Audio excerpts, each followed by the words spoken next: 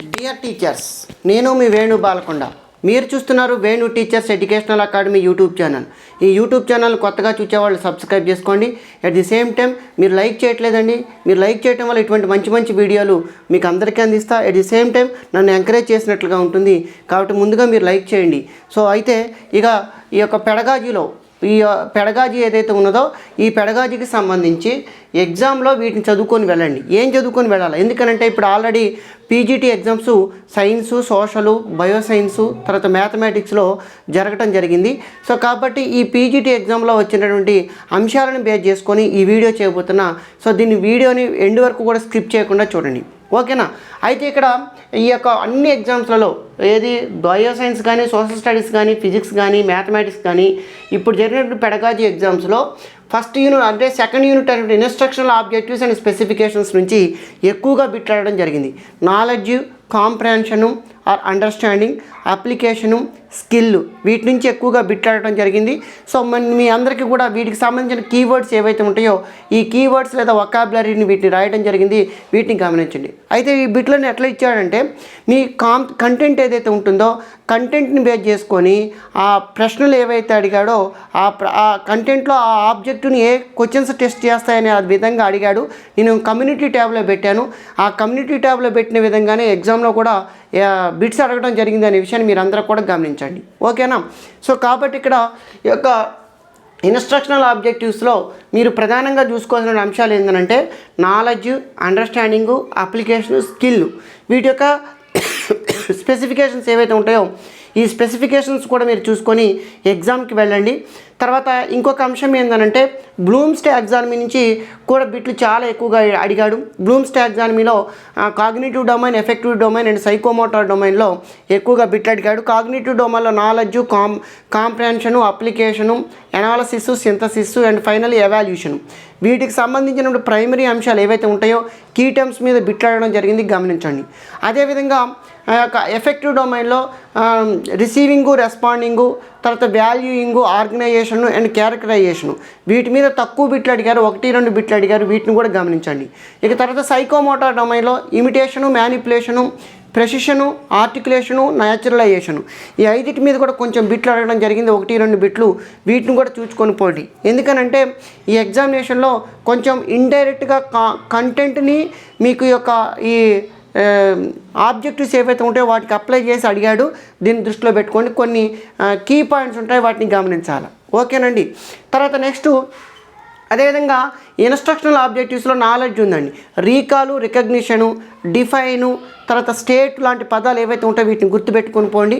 తర్వాత ఇవే అంశాలు మిమ్మల్ని ఎగ్జామినేషన్ అడిగాడు. వీటి మీద నేను ఒక వీడియో కూడా చేయడం జరిగింది. ఆ వీడియోలో కీ టర్మ్స్ అని పెట్టాను. అవే కీ టర్మ్స్ ఎగ్జామినేషన్లో రిపీట్ అవ్వడం జరిగింది. ఈ విషయాన్ని విద్యార్థులు గమనించాలి. ఇక తర్వాత అదేవిధంగా కాంప్రహెన్షన్ లేదా అండర్స్టాండింగ్లో కొన్ని కీవర్డ్స్ పెట్టాను, అవి కూడా అడిగాడు. ఏంటంటే ట్రాన్స్లేషను, తర్వాత ఐడెంటిఫైయింగ్ ఎర్రర్సు, తర్వాత ఎక్స్ప్లెయిను, తర్వాత ఇంటర్ప్రిట్, తర్వాత డిఫరెన్షియేటు, కంపేరు, ఇట్లాంటి పదాలు ఏవైతే ఉంటాయో ఇవి ఎగ్జామినేషన్ అడిగాడు. అదేవిధంగా అప్లికేషన్లో అప్లై ద ప్రిన్సిపల్, తర్వాత ఎనలైజ్, తర్వాత ఎనలైజ్, తర్వాత next giving reasons, what is the reason, ఇట్లాంటి పదాలు ఏవైతే ఉంటాయో, తర్వాత మేకింగ్ హైపోథిసిస్, తర్వాత మేకింగ్ ఇన్ఫరెన్సెస్ లాంటి పదజాలం అనేది ఎగ్జామినేషన్లో ఇండికేట్ అవ్వడం జరిగింది. ఈ పదజాలం కనుక కనపడితే అది అప్లికేషన్ అని మీరు గుర్తుపెట్టుకొని. అదేవిధంగా స్కిల్లో డ్రాయింగ్ స్కిల్ అని, అబ్జర్వేషన్ స్కిల్ అని, తర్వాత నెక్స్ట్ మ్యానిపులేటివ్ స్కిల్ అని, ఇట్లాంటి స్కిల్స్ మీద మిమ్మల్ని ఎక్కువగా బిట్లు అడగడం జరిగింది. ఈ అంశాలను కూడా చూసుకొని ఎగ్జామ్కి వెళ్ళండి. తర్వాత most of the important point ఏంటంటే ఈ యొక్క చాప్టర్ 2లో ఆబ్జెక్టివ్స్ అండ్ స్పెసిఫికేషన్స్లో అకాడమిక్ స్టాండర్డ్స్ మీద ఎక్కువగా బిట్లు అడిగాడు.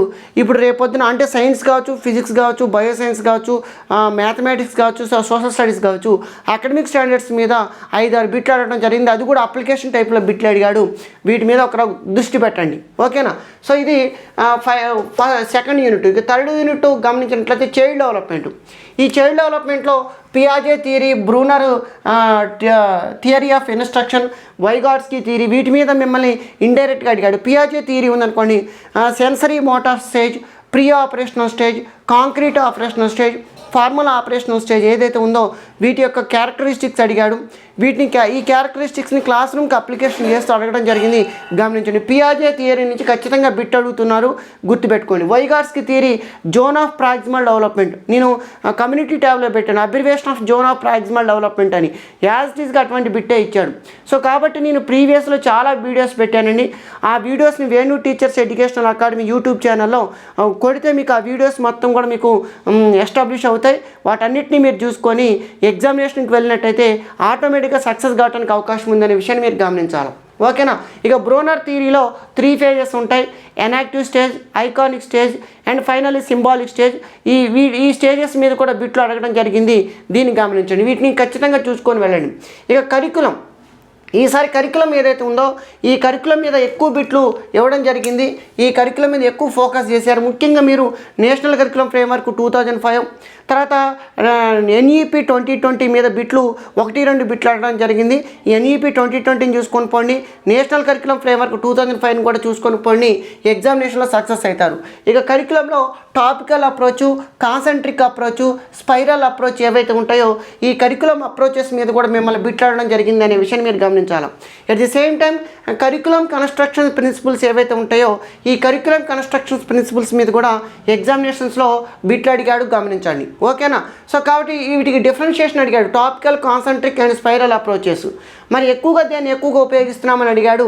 వీటి మీద కొంచెం ఫోకస్ పెట్టి వీటిని చూసుకొని పోండి. ఇక తర్వాత మెథడ్స్ అండ్ అప్రోచెస్.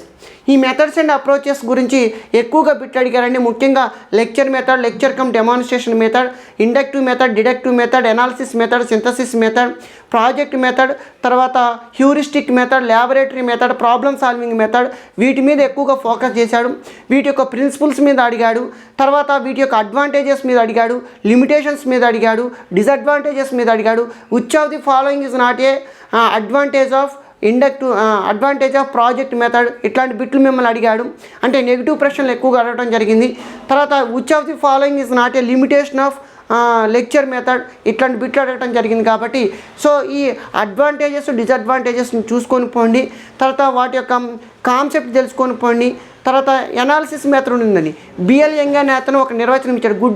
గడ్డివాము నుండి సూదిని తీసే పద్ధతే విశ్లేషణ పద్ధతి అని ఇచ్చాడు. దాన్నే ఇంగ్లీష్లో అడిగాడు. ఓకేనా. సో ఇట్లాంటి బిట్లు మిమ్మల్ని అడుగుతున్నాడు కాబట్టి సో మీరు కొంచెం ఎగ్జామినేషన్ పాయింట్ ఆఫ్ వ్యూలో మీరు చదువుకొని పోతే ఈ మెథడ్స్ అండ్ అప్రోచెస్ మీద మీరు మంచిగా బిట్లు పెట్టడానికి అవకాశం ఉంది. దీనికి ఈ మెథడ్స్ అండ్ అప్రోచెస్ ఏ మెథడాలజీలోనైనా సరే 10 above బిట్స్ ఇచ్చాడనే విషయాన్ని మీరు అందరూ కూడా గమనించాలి. ఇక తర్వాత టీచింగ్ లెర్నింగ్ మెటీరియల్. ఈ టీచింగ్ లెర్నింగ్ మెటీరియల్ నుంచి డైరెక్ట్గా కాకుండా ఇండైరెక్ట్గా అడిగాడు. ముఖ్యంగా ఎడ్గర్ డేల్ కోన్ ఆఫ్ ఎక్స్పీరియన్సెస్లో direct experiences, indirect experiences, vicarious experiences ఏవైతే ఉంటాయో వీటిని ఇండైరెక్ట్గా మిమ్మల్ని బిట్లాడడం జరిగింది. వీటి మీద కొంచెం ఫోకస్ పెట్టండి. ముఖ్యంగా మీరు ఎడ్గర్ డేల్ కోన్ ఆఫ్ ఎక్స్పీరియన్సెస్లో 11 క్లాసిఫికేషన్ ఉంది.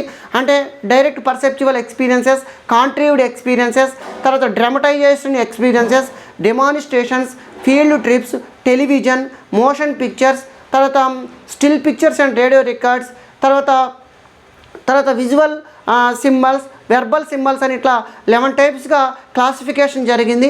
ఈ 11 టైప్స్ క్లాసిఫికేషన్ మీద ఒక్కొక్క దానికి మీరు తీసుకుని ఎగ్జాంపుల్స్ మీ కాన్సెప్ట్స్ని అప్లై చేస్తే ఎగ్జాంపుల్స్ కింద మీరు నేర్చుకొని పోతే ఎగ్జామినేషన్లో 5 నుంచి 6 బిట్లు ఎక్కువగా ఇవ్వడానికి అవకాశం ఉంది. సో మీరు ఈ విషయాలు మీరు గమనించాలి. అయితే ఇక్కడ మీరు గమనించాల్సిన అంశం ఏంటంటే అందరూ కూడా టీచింగ్ లెర్నింగ్ మెటీరియల్ నుంచి తక్కువ బిట్లు వచ్చినాయి అని అనుకుంటున్నారు. కానీ వీటిని తక్కువ బిట్లు ఇచ్చినా కానీ కొంచెం అప్లికేషన్లో మిమ్మల్ని కొంచెం కన్ఫ్యూజ్ చేసే విధంగా ఇచ్చాడు, గమనించండి. ఓకేనా. ఎస్పెషల్లీ సోషల్ స్టడీస్ మరియు మ్యాథమెటిక్స్ పెడగాజీలోనైతే ఎక్కువగా కొంచెం టిపికల్గా ఇవ్వడం జరిగింది. కొంచెం అప్లికేషన్ టైప్లో బిట్లు ఇచ్చాడు, గమనించండి. తర్వాత next planning for effective instruction. అంటే ఈ ప్లానింగ్ ఫర్ ఎఫెక్టివ్ ఇన్స్ట్రక్షన్లో యూనిట్ ప్లాన్ అని, ఇయర్ ప్లాన్ అని, తర్వాత period plan or lesson plan గురించి అడిగాడు. వాటి మీద కాన్సెప్ట్ ఇచ్చి వాటిని మ్యాచ్ ద ఫాలోయింగ్ అని లేదా which of the following pair is wrong అని అడిగాడు. సో ఇట్లాంటి బిట్లు మిమ్మల్ని ఎక్కువగా అడుగుతున్నాడు. ఇట్లాంటి వాటి మీద గమనించండి. At the same time planning for effective ఇన్స్ట్రక్షన్లో టచ్ చేయనటువంటి అంశాలు ఏంటంటే Morrison lesson plans, Herbert lesson plan steps, Morrison unit plan steps, తర్వాత బ్లూమ్స్ ఎవాల్యూషన్ అప్రోచ్, తర్వాత at the same time RCM approach మీద బిట్స్ టచ్ చేయలేదు. రేపొద్దున పీజీటీ ఎగ్జామ్లో పెడగాజులో వీటి మీద టచ్ చేసే అవకాశం ఉంది. వీటిని మీరు చూసుకొని వెళ్ళండి.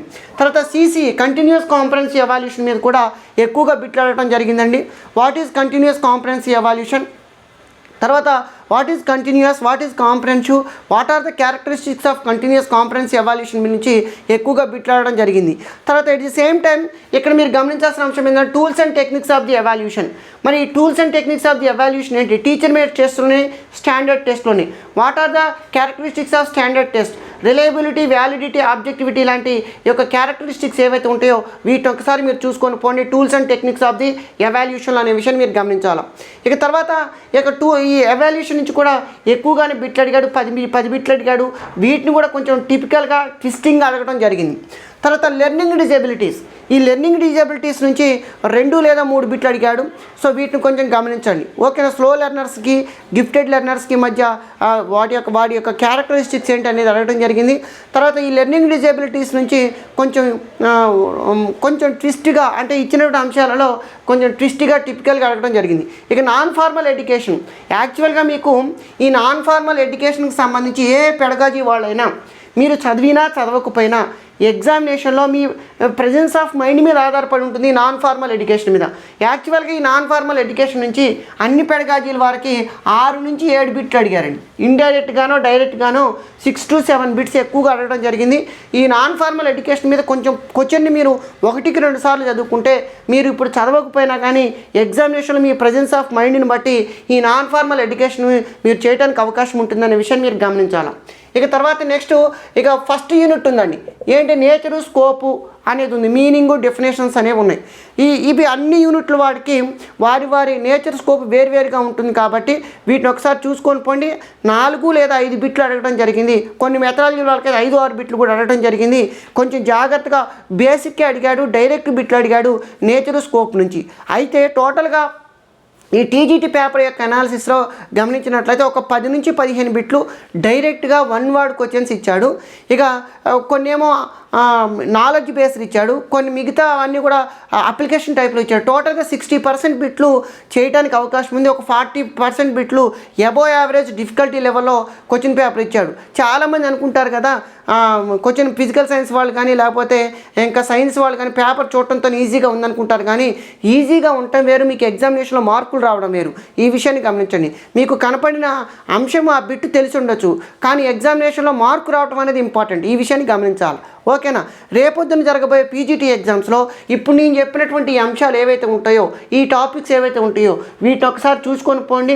తర్వాత ఇవే కాకుండా మిగతా రిమైనింగ్ అంశాలు ఏమైనా ఉన్నాయేమో ఒకసారి మిమ్మల్ని మీరు ప్రశ్నించుకొని ముందుకు వెళ్ళండి. At the same time grand టెస్టులు కూడా రాయండి. ఆటోమేటిక్గా సక్సెస్ కావడానికి అవకాశం ఉంది. తర్వాత ఇంకొక విషయం ఏంటంటే ఇప్పుడు టెట్ ఎగ్జామ్ నోటిఫికేషన్ పడింది. ఇంకా అప్లై చేయని అభ్యర్థులు ఎవరైతే ఉంటారో 15వ తారీఖు లేదా 16వ తారీఖు వరకు డేట్ ఉంది. కాబట్టి మీరందరూ కూడా ఈ లోపలనే ఈ 2-3 రోజులలోనే మీరు టెట్కి అప్లై చేయండి. ఎందుకనంటే రేపొద్దున డిఎస్సిలో టెట్లో వచ్చే ప్రతి మార్కు కూడా ఇంపార్టెంట్ అనే విషయాన్ని మీరు గమనించండి. ఓకేనా? ఈ టెట్కి సంబంధించి ఈ యొక్క పెడగాజీ వీడియోస్, తర్వాత ఎడ్యుకేషనల్ సైకాలజీ వీడియోస్ మీ అందరికీ కూడా నేను యూట్యూబ్లో ఫ్రీగా అవైలబుల్లో ఉంచుతాను. నన్ను ఎండ్ వరకు కూడా ఫాలో కానీ ఆటోమేటిక్గా సక్సెస్ కావడానికి అవకాశం ఉంటుంది. ఈ వీడియోని ఎండ్ వరకు చూసిన మిత్రులందరికీ కూడా థ్యాంక్ యూ అనండి.